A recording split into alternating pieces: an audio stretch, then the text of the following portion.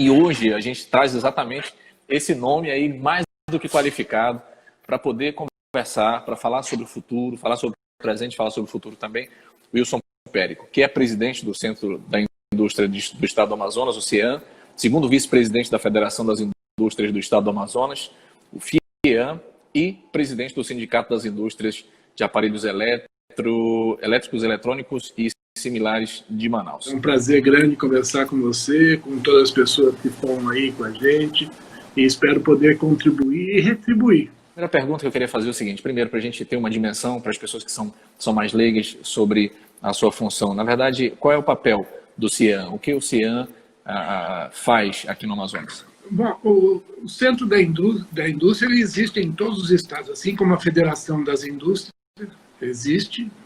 Os associados da Federação das Indústrias são os sindicatos, e nesse caso você citou um, que é o Sindicato da Indústria de Aparelhos Eletrônicos e Similares, que é o SINAIS, e o Centro da Indústria.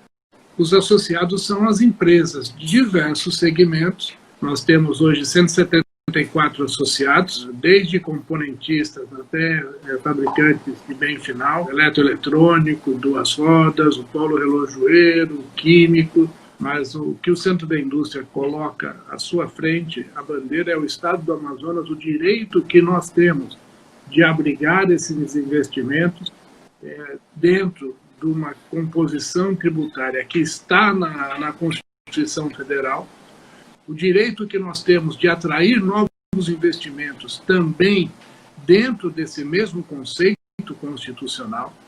O entrave que nós temos hoje para sermos realmente uma potência de indústria no Brasil é realmente essa questão mais burocrática, política mesmo, ou as empresas conseguem se virar sozinhas aqui? Não, no Brasil hoje tudo se discute politicamente. São poucas as discussões e decisões tomadas dentro de uma pura tecnicidade. Eu falo isso porque o nosso direito é constitucional. Nós só não podemos produzir aqui no Polo Industrial de Manaus, na Zona Franca de Manaus, 5 famílias de produtos com os incentivos que a Constituição nos assegura, que são arma, munição, automóvel de passeio, derivados de álcool e de tabaco. Ou seja, perfume, a gente não pode produzir aqui, bebida alcoólica a gente não pode produzir aqui, cigarro, charuto, nós não podemos produzir aqui. Arma, munição e automóvel de passeio. Todo o restante, todos os outros produtos, se o investidor quiser colocar aqui a sua edificação e produzir, ele tem o direito constitucional de fazê-lo. Só que desde o governo Fernando Henrique instituiu-se esse PPB, que é o Processo Produtivo Básico, que tem por preceito, e eu concordo, garantir que não haja maquiagem. Você tem um mínimo de etapas produtivas para você cumprir, para você poder oferecer esses incentivos. Agora, acontece que estão usando desse princípio do PPB como o investidor não pode ter os incentivos da Constituição. Uhum. E aí que entra o nosso debate e embate com o governo federal. A gente tem acompanhado algumas discussões, por exemplo, que apontam que, diferente do que acontecia há alguns anos atrás, com a chegada da tecnologia, os impactos têm sido cada vez menores, né, para esse tipo de atuação, né? E, assim, o que a gente percebe, porém, é uma cisma, meio que uma cisma, né, entre ambientalistas, empresários, né, investidores e tal, e o que dificulta muito é exatamente a ausência dessa conversa, de você estar aberto a encontrar soluções, porque, veja, é aquilo que a gente fala, nossa região tem potencial, e fica nessa conversa de um potencial e não avança, e a gente percebe, por exemplo, alguns à toa, né? E enquanto a Amazonas está nessa, assim, sem saber para onde ir. Primeiro, a atividade da indústria em Manaus é chamada uma indústria limpa. Você não vê chaminés, nós não contaminamos esse ar. A água se usa em alguns processos. A maioria das empresas tem estações de tratamento para devolver essa água à natureza nas condições que ela foi retirada.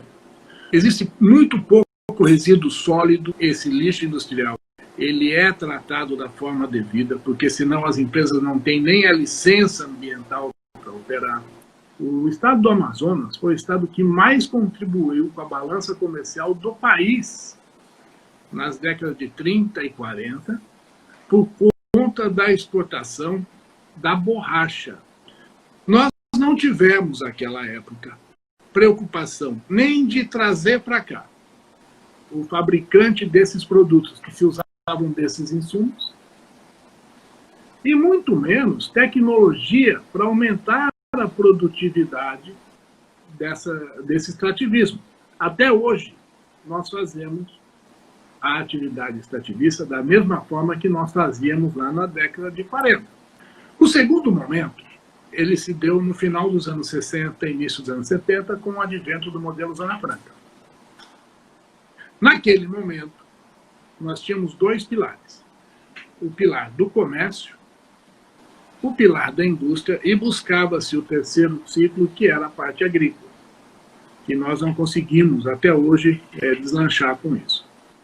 E eu quero chamar a atenção, porque o decreto constitucional atual, a Constituição que rege esse país atualmente, é um decreto de 88. A nova Constituição, ela foi assinada em 1988. No governo Collor, em 1990, ele, sem ferir a Constituição, ele abriu o mercado, o comércio, e acabou com um dos pilares que nós tínhamos, que era aquele comércio pujante do centro da cidade, que ali sim era conhecido como Zona Franca, por quem vinha visitar Manaus. Todo mundo falava que ia para o centro de Manaus. Não, vamos lá para a Zona Franca. Então, aquilo ele fez sem ferir a Constituição. E é esse é o alerta que eu tenho feito e faço novamente. Nós estamos no terceiro momento que está calcado pura e exclusivamente na atividade industrial. Nós não podemos... A única coisa que sobrou, né? Foi a única coisa que sobrou, na verdade. Né? E nós não podemos achar que isso vai continuar nos sustentando pelas próximas 2, 3 décadas. Nós não podemos nos permitir repetir os erros do passado, de achar que isso por si só está bom e ficar deitado em berço esplêndido. Não! E isso é lição de casa nossa, isso nós não dependemos do governo federal, porque tudo que a gente depender de Brasília vai ser mais difícil. Então, o nosso Estado ele é extremamente refém de Brasília hoje, porque precisa dos PPPs para essa atividade industrial. Nós precisamos destravar isso, nós precisamos flexibilizar e agilizar o industrial que nós temos. Não menos importante que isso, olhar o Estado do Amazonas além dos muros da capital. Desenvolver essas novas atividades que nós falamos. Não é para substituir a Zona Franca ou o Polo Industrial, não, é para se somar à geração de riqueza e renda. É mais um pilar socioeconômico que esse Estado precisa ter, mais 1, 2, 3, para que deixe de ser também tão dependente como nós somos hoje do polo industrial e o nosso Estado deixe de ser tão dependente como é da capital. Nós precisamos levar riqueza para os demais municípios também. E isso, eu falo que é uma atividade nossa, é uma responsabilidade nossa, como Estado. O que é que nós queremos para esse Estado pelos próximos 10, 15, 30 anos? Uma pergunta aí para que você possa responder. De que maneira o Estado pode ajudar em todo esse processo que você está nos apresentando, Wilson? Olha, onde o Estado do Amazonas, o governo do Estado do Amazonas pode ajudar? Se o governo do Estado do Amazonas não entender que a responsabilidade de ter atividade industrial aqui não é do investidor, mas sim do Estado do Amazonas e da Prefeitura de Manaus, que se faça cumprir a Constituição para assegurar a esse investidor o direito que a Constituição lhe oferece, dar a ele a segurança jurídica que é necessária para que o investimento fique, permaneça ou seja ampliado aqui. Se o Estado do Amazonas, o governador do Estado do Amazonas, com o tapete vermelho, porque é esse investidor que vai gerar emprego aqui, que vai deixar riqueza aqui, arrecadar tributos aqui. Porque sem isso, nós vamos voltar a depender do governo federal. Você sabe que dos 27 entes federativos, os 26 estados e mais o Distrito Federal, somente 8 estados são superavitários em arrecadação de tributos federais, se comparados com o repasse compulsório da região norte, que é o estado do Amazonas. O Amazonas recebeu, ano passado, 3,4 bilhões de reais de repasse compulsório. E nós arrecadamos 13,9 bi. Nós devolvemos à União, em arrecadação de tributos federais, 3 vezes o valor que nós recebemos. Limpo. É importante reforçar isso para todo mundo que está nos assistindo aqui, que isso é imposto. São 13 bilhões arrecadados de imposto só daqui do Amazonas. Aqui, é o que a gente fala, isso aqui não é zona muito menos franca, né? Não mesmo. Sabe? Não mesmo. O professor Jaime Benchimol já falava, né? O modelo Zona Franca não é um paraíso fiscal, é o paraíso do fisco. E Périco, assim, você falou a questão dos impostos. É senso comum de que essa reforma ela vai trazer prejuízos para o Amazonas. Essa afirmativa, ela é verdadeira? Ela pode trazer riscos, uma vez que se fala de unificar impostos. Por exemplo, se unificar o IPI com qualquer outro tributo, o IPI é o nosso grande diferencial tributário hoje, federal. É o único imposto que nós temos isenção. É essa cadeia que nos permite ser competitivos economicamente falando. Se você unifica, dentro dessa reforma, o IPI e se cria o IVA, que é o que eles estavam falando, qualquer nome que queiram dar aí, você tira essa vantagem e se fala também de se cobrar esse imposto no destino. Hoje, tudo que se produz aqui, o ICMS fica aqui no estado do Amazonas. Tudo aquilo que se produz e se fatura daqui para outros estados, o ICMS fica aqui.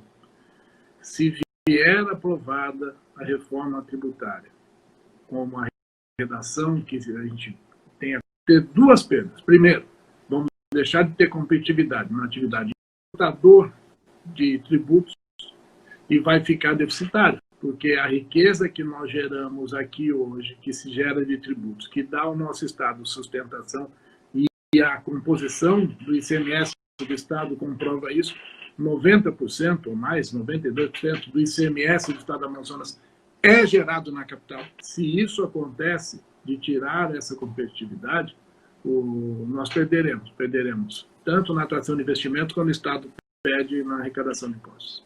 Perfeito. Isso é pano para manga. Meu Deus, como eu quero me estender nisso daí, a gente só tem 1 hora de live, senão o Instagram derruba, né?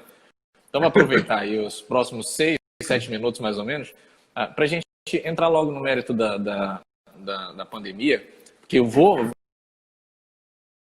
para todo mundo, mas assim, você fala, a gente, na verdade, o que está acontecendo? O governo, assim, surpreendentemente, está tendo aí uma boa arrecadação durante esse período de pandemia, está muito bem obrigado nesse sentido.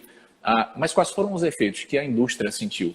A indústria conseguiu se preservar, ela vai conseguir retomar a produção e o seu crescimento com velocidade, ou vai ser realmente difícil? Não, você sabe que eu digo o impacto econômico ele não se deu por conta da pandemia, ele se deu por conta afetou a atividade da indústria no mundo, e aqui no nosso caso não é diferente, foi a questão do isolamento social que obrigou o fechamento do comércio. Ora, por exemplo, o fabricante de motocicleta, ele vende para as concessionárias. É a concessionária que vai revender os seus produtos. E essas concessionárias ficaram fechadas em algumas empresas aqui. Ou seja, o comércio fechado, ele causou esse impacto. Notícia que não voltarão a abrir empregos, não falando de emprego, e essa falta de comercialização trouxe impacto para a indústria. Então, nós ficamos no férias coletivo. Algumas delas voltaram no começo de maio, outras prorrogaram essa licença, usando uma das ferramentas que o governo disponibilizou, e devem retomar agora a partir da semana que vem. O Moto-Honda voltou agora, essa semana parcialmente, ajeitando na fábrica para poder voltar a trabalhar semana que vem. E eu espero que essa retomada gradual da atividade do comércio ela se mantenha dentro do programa que está sendo estabelecido por cada um dos estados, para que nós possamos alavancar a atividade e atender esse novo mercado. Por que eu falo novo mercado? Infelizmente, além das vidas que essa pandemia tem que saber qual é o tamanho desse mercado a ser atendido pelas empresas, para que também possamos regular essa capacidade instalada hoje e atender essa nova realidade. Wilson, foi muito bom ter você aqui. Primeiro, assim, obrigado, muito obrigado por você ter deixado São Paulo de lado, e vir se tornar um amazonense. A vontade de crescer, a nossa vontade de desenvolver. É muito bom saber que existem amazonenses como você, aí pensando dia e noite para encontrar alternativas para que a gente possa ter perspectivas positivas mesmo em meio a todas essas dificuldades. Eu sei que não é fácil para você, eu sei que existem disputas, não somente as disputas políticas, como realmente empresariais também, e, enfim, e entre estados também, o que dificulta ainda mais as coisas. Mas eu preciso aqui fazer um agradecimento em nome de todo o povo amazonense, das outras instituições que também têm se irmanado nesse objetivo de poder gerar emprego, renda, oportunidade, tecnologia aqui no meio da selva. Então fique aí com esse reconhecimento, esse abraço de todos nós. Eu fiquei muito feliz mesmo de poder conversar com você. Muito obrigado, Jaque. Eu que agradeço. Né? Agradeço cada dia que essa terra fez e faz por mim e pela minha família. E dizer que nós vamos sair dessa, né? A pandemia vai passar. Sim. E nós vamos sair fortalecidos como pessoas, muito mais do que nós estávamos antes dela. E com isso nós vamos formar uma sociedade também melhor. E essa sociedade melhor, certeza disso. Com fé em Deus.